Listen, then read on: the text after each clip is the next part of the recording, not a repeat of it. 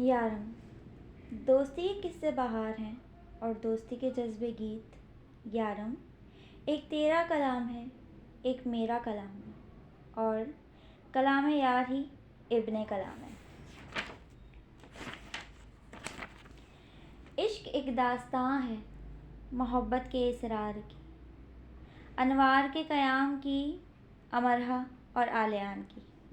یارم، امر پریم کا اگر کوئی لاٹ کا نام ہوتا تو وہ سرما کی دھوپ ہوتا۔ پرے سر خواب پہ اڑ آتی ہے رانجھ ہنسو سنگ جھومتی، سنہری ذروں سے مرتسم سرما کی دھوپ اس کے سیاہ بالوں سے شناسائی برتتی لاڈ کرنے لگی۔ مراحم مہربانیاں دھرتی پر قیام کے لیے اس سے اپنی ابتدا پر مسرور ہوئیں۔ سبزے کی وسعت پر فدا ہوتی اس نازنین کو اس نے سر اٹھا کے دیکھا اور مسکراہٹ سے مسکرا دی، جو اس کے اختیار میں تو رہا کرتی تھی لیکن استعمال میں نہیں۔ نئے وقتوں کی آمد نے اس کی سماعتوں پر سرپرست وہ سرکشیاں کیں جو وہ وقت کی گزرگاہوں سے احتراماً چرا لائی تھی۔ اس کی وہ جو امرہا ہے، لان کے کونے میں وہ ایسے بیٹھی ہے جیسے زندگی کی بساط پہ وہ ایسا بے نام مہرہ ہو جسے مات دی جائے نہ چال چلی جائے۔ وہ جو کونوں میں ہی بیٹھی رہتی ہے کیونکہ اسے منظر عام پہ آنے سے ڈر لگتا ہے۔ کیوں ڈر لگتا ہے؟ کیونکہ اسے ڈرایا جاتا رہا ہے، اور پھر اس کی حیثیت اپنے ہی گھر میں کچھ ایسی ہے جو جھاڑو کی ہوتی ہے، ضروری بھی اور چھی گندی بھی۔ ایک طرف بیٹھی دادی زرلیب بڑبڑاتے ہوئے اپنے بالوں کا خود ہی مساج کر رہی ہیں۔ انہوں نے دانیہ سے کہا تھا، لیکن اس نے ایسے ظاہر کیا جیسے اس نے تو کچھ سنا ہی نہیں۔ دادی نے کچھ کہا ہی نہیں، اور وہ تو کامل توجہ سے رسالہ پڑھتی رہی، ساتھ مالٹے کی پھانکیں بھی منہ میں ڈالتی رہی، اور یہ سب کرتے ہوئے وہ کچھ ایسی نظر آ رہی ہے کہ جیسے بے چاری لڑکی دانیہ کل ہی تو اس نے اپنا ایم فل سے فارغ ہوئی ہو اور آج ذرا سی دنیا دار سی نظر آ رہی ہے۔ اماں فون پہ بات کر رہی ہیں اور حماد کانوں میں ایئر فون لگائے نیا ریپ میوزک سے متعارف ہوا ہے، کیونکہ اسے چلنے میں خاصی دشواری ہو رہی ہے اور اس کے دونوں ہاتھ ہوا میں ایسے مڑ مڑ کے لہرا رہے ہیں جیسے خدا نہ خواستہ اسے ٹہلتے ٹہلتے مرغی کا دوہڑا ہی پڑ گیا ہو، اور وہ کونوں میں خود کو چھپانے والی موبائل انٹرنیٹ پر مصروف ہے۔ نہیں، وہ کسی سوشل نیٹ ورکنگ سائٹ پہ نہیں ہے، وہ کسی سے چیٹ بھی نہیں کر رہی۔ ارے نہیں، وہ گوگل امیجز پہ مشہور ڈائریکٹرز کی کپڑوں کی ڈیزائن بھی نوٹ نہیں کر رہی۔ وہ تو مانچسٹر یونیورسٹی کے پاکستانی اسٹوڈنٹ سوسائٹی کے گروپ لیڈر کی ای میل پڑھ رہی ہے، اور اس کے ہاتھ پیر ایسے کانپ رہے ہیں جیسے ابھی اسے فریزر سے نکال کے دھوپ میں رکھا گیا ہو، یا جیسے اس کے کان میں کہا گیا ہو، جہاں تم بیٹھی ہو ٹھیک وہیں خزانہ دفن ہے، چھپکے سے نکال لو، اور اب وہ یہ خزانہ چھپکے سے ہی نکالے گی۔ اس سے اپنی چیخ دبائے نہیں دب رہی، اور اس نے ہلکی سی چیخ مار دی۔ سب سے پہلے تو دادی نے اپنا ہاتھ روک کر اسے ناگواری سے دیکھا، پھر سوائے دادا کے سب نے اسے کوئی اہمیت نہیں دی اور اپنے کام کو قائم رہنے دیا۔ دادا جو توبۃ النصوح پڑھنے کی کوشش کر رہے تھے اس کے پاس آئے۔ بیٹا مرحا، کیا ہوا؟ پیارے دادا صرف وہی پوچھتے تھے۔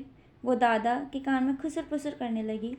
تھوڑی دیر بعد دادا توبۃ النصوح کو سینے سے لگا کے کھڑے ہوئے اور سب کو سنانے جیسے انداز میں کہنے لگے، آملے لینے ہیں منڈی سے، مجھ سے کہاں اٹھائے جائیں گے اتنے، امرہا تم آ جاؤ ساتھ، اسے لیے جا رہے ہیں، مل گئے پھر، منڈی بند ہو جائے گی یا آگ لگی ہوگی منڈی میں۔ دادی نے اس کے متعلق اپنے خیالات کے اظہار میں دیر نہیں کی۔ ہم دوسرے شہر کی منڈی میں چلے جائیں گے، اگر وہاں بھی آگ لگی ہوگی تو ہمارا انتظار نہ کرنا، ہم شہر منڈی آگ لگا کے آئیں گے۔ شہر کیوں، ملک کیوں نہیں؟ ہاں بھائی، اب تیار رہنا سب، دنیا بھر میں آگ بھڑکنے والی ہے۔ کب کی بھڑک چکی؟ دادی نے ایسا کہا جیسے ایسا عظیم سچ نہ بولا تو ان پر کفر کا فتویٰ ہی لگا دیا جائے گا۔ بی بی امرہا نے ذرا گھور کر دادی کو دیکھا اور دادی نے اپنا رخ بدل لیا۔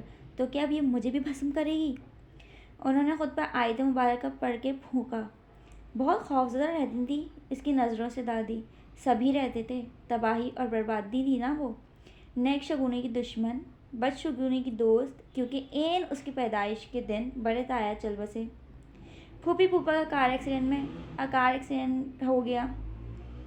چھوٹی پھوپھا کے گھر شارٹ سرکٹ سے آگ لگ گئی اور سارے ساز سامان کو نکل گئی۔ چچا کی بیٹی کی منگنی اس دن ہونا تھی، تایا کی وفات سے وہ ملتوی ہو گئی۔ بات ارزاں رشتہ ہی ختم ہو گیا۔ اور ماموں کے الیکٹرانکس کے اسٹور میں پورے 4 لاکھ کی چوری ہو گئی۔ ماموں صدمے سے 4 دن ہسپتال رہے۔ امارا سے بڑے علی کی چھت سے گر کر بائیں ٹانگ کی ہڈی ٹوٹ گئی، جس کی وجہ سے وہ پونے 2 سال لنگڑا کر چلتا رہا۔ ساتھ کے گھر کی ملائکہ آپا بیوہ ہو گئیں۔ ان کے شوہر کا فرانس میں ہارٹ اٹیک سے انتقال ہو گیا۔ سامنے کے گھر والوں کی بہو کے مردہ بچے پیدا ہوئے، اور بھی بہت کچھ۔ فہرست کافی لمبی تھی اور دن بدن لمبی ہی ہوتی جا رہی تھی۔ مثلاً اگر کوئی کہتا، بس سمجھی اپنے دھیان میں تھی، پتہ نہیں چلا کب حاشر اپنا ہاتھ جلا بیٹھا۔ دادی پوچھتی، کیا دن تھا؟ منگل کا دن تھا، آج ہی کے دن۔ بلک بلک کر رویا میرا بیٹا۔ میں بھی ڈھارے مار مار کے رونے لگی۔ اچھا منگل، اور تاریخ کیا بنی؟ تاریخ یہی 2۔ اچھا 2 اور اوپر سے منگل؟ مدیحہ بیٹا، منگل کی تو ہمیں یہ وبال نازل ہوا تھا۔ اس دنیا پر امارا عذاب بن کر آئی تھی۔ ہمارے خاندان میں تو ہر تاریخ 2، ہر دن منگل۔ کیا کریں، یہ عذاب بھی تو بھگتنے ہی پڑتے ہیں نا۔ اگلی بار جناب حاشر کے ہاتھ جلنے کا قصہ بھی اس نجس جنم پتری میں شامل کر دیا گیا۔ اماں بھی ذرا خائف سی رہتی تھی۔ اتفاق سے ہر سال لگ بھگ اسی دن ماموں کے اسٹور پر 3 بار چوری ہو چکی تھی۔ تنگ آ کے ماموں نے اسٹور ہی بیچ دیا اور دوسرا کاروبار کرنے لگے۔ اماں کو بھولتا ہی نہیں تھا کہ کیسے ان کے بھائی کا چمکتا دھمکتا شاندار اسٹور بک گیا اور بھائی صاحب کنگال ہو گئے۔ ایک دادا تھے جو 5 وقت نماز پڑھتے تھے اور صرف اللہ سے ڈرتے تھے۔ احادیث پر عمل کرنے کی کوشش بھی کرتے، جاہلانہ باتوں اور خیالوں سے دور ہی رہتے، ورنہ جمعرات کے جمعرات ان کے گھر چراغ جلتے، 3 یا 5، بس تاک جفتت نہیں۔ دادی مرنے والوں کے نام مخصوص جگہ چراغ روشن کرواتی۔ لا مذہبو تم سب کے سب، کیا کبھی روضہ رسول صلی اللہ علیہ وسلم پر چراغ جلتے دیکھیں؟ کیوں خلاف مذہب ایسے کام کرتے ہو؟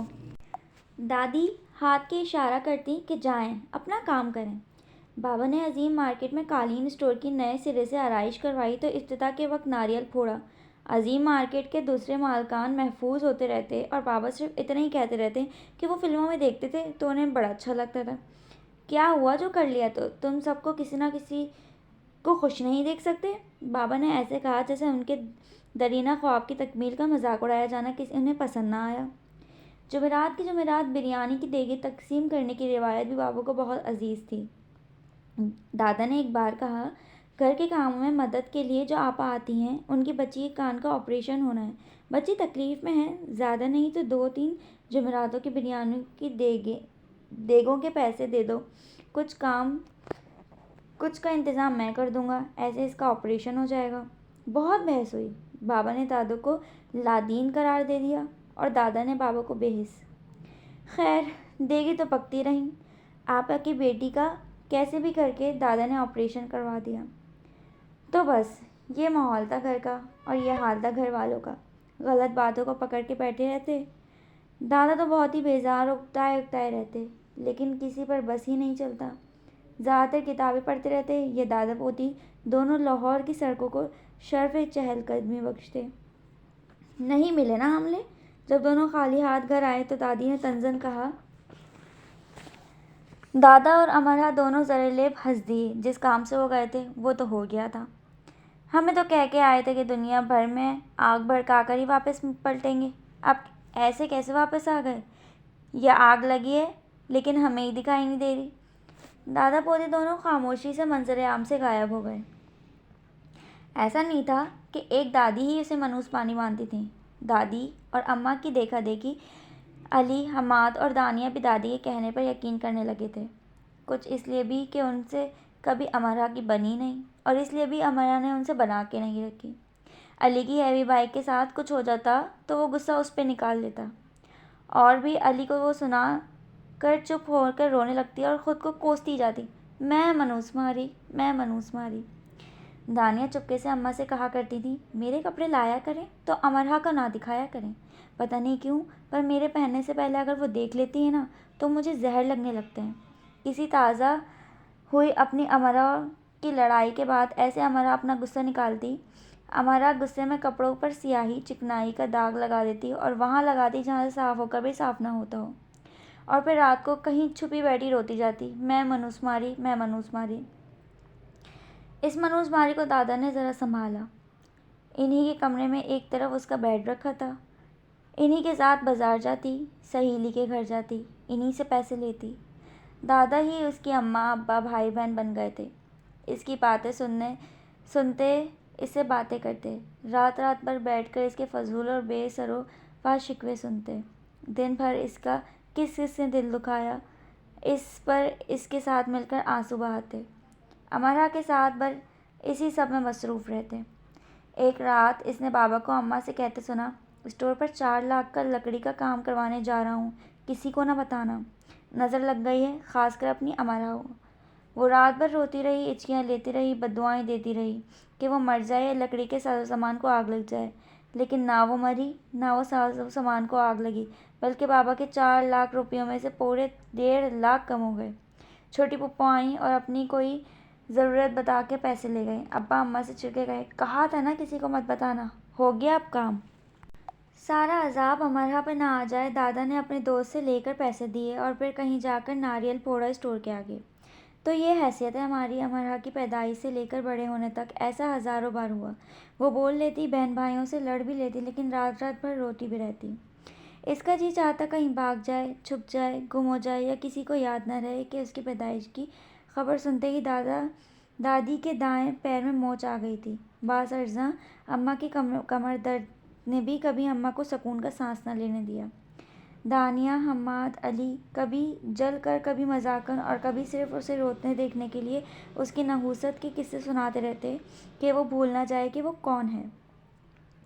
اسکول میں ایک بار ٹیچر کرسی کے پایا جو عرصے سے ٹوٹ جانے کے قریب تھا ٹوٹ گیا اور ٹیچر دھڑام نیچے آ گری تو وہ فوراً کھڑے ہو کر رونے لگی اور ہاتھ جوڑ دیے، ٹیچر میں نے کچھ نہیں کیا، یہ کرسی خود بخود ٹوٹی ہے، میں سچ بول رہی ہوں۔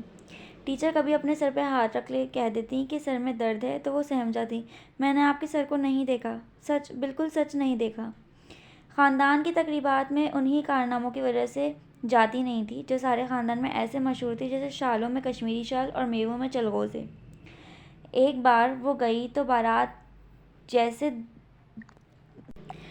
دن 2 بجے دوسرے شہر سے آنا تھا، آئی ہی نہیں۔ شام سے رات ہو گئی، ان کی گاڑیاں موٹر وے پہ خراب ہو گئی تھیں۔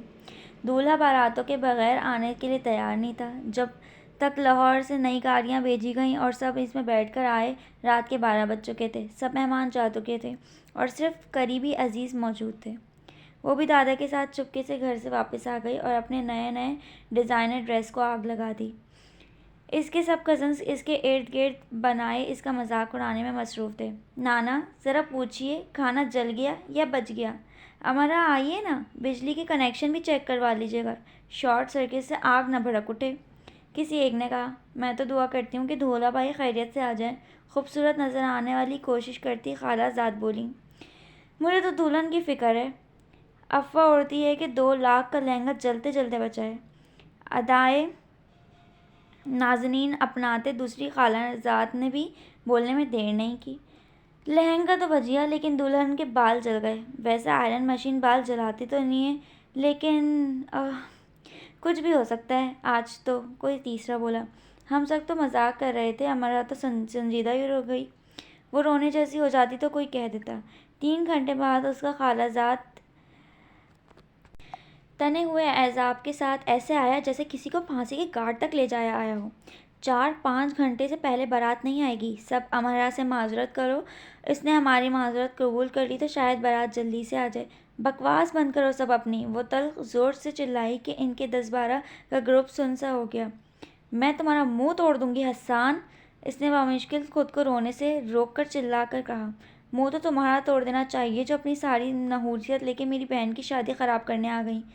امرا کا جی چاہا وہ سارے پنڈال میں آگ لگا دے، کاش واقعی شارٹ سرکٹ ہو جائے اور وہ سارے روشن کمکمے بجھ جائیں۔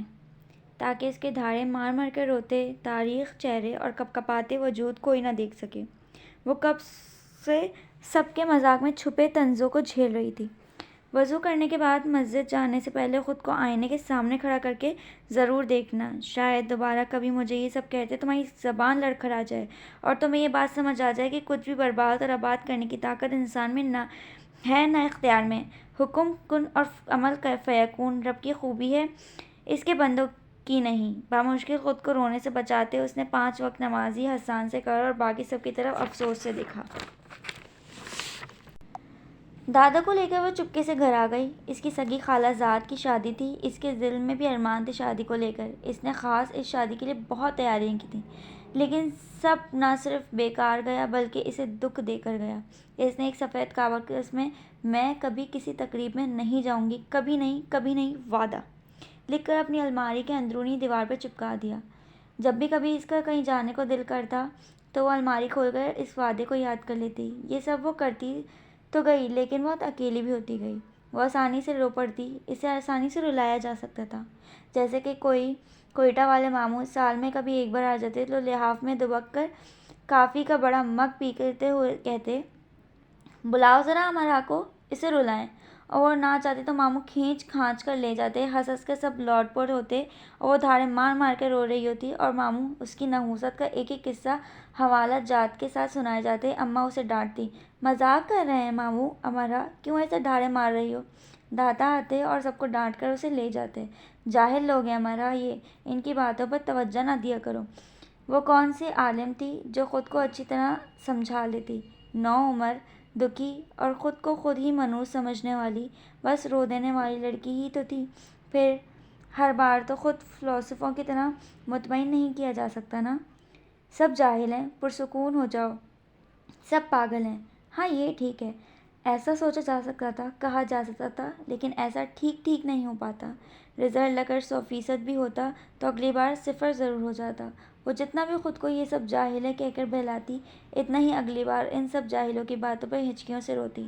دادا کی باتیں اسے تھبک تھبک کر سلاتی تھیں تو اس کے نیند میں وہ سب ان کی باتیں کراتی، امرا دکھیوں میں سب سے دکھی، امرا دکھیوں میں سب سے دکھی، امرا تنہاؤں میں سب سے تنہا۔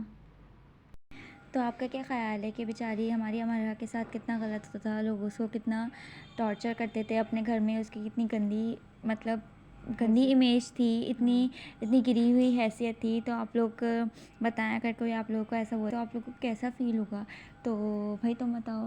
اگر کوئی اپنی چھوٹی بہن کو بھی بولتا ہے کچے کے ڈبے میں سے نکال کے دیں گے، وہ رونے دھونے اسٹارٹ کر دیتی ہے۔